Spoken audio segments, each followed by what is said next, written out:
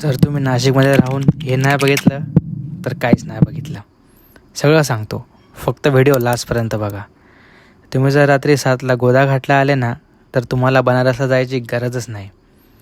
तुमची इथेच गंगा आरती होऊन जाईल, कारण गोदावरीलाच महाराष्ट्राची गंगा असे म्हणतात.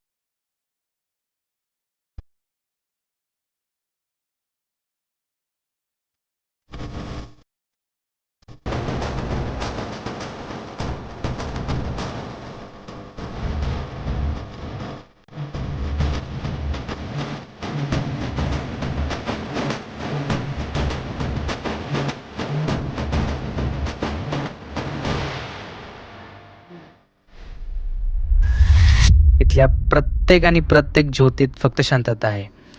आणि असं म्हणतात, जिथे शांतता असते तिथे शिव असतात.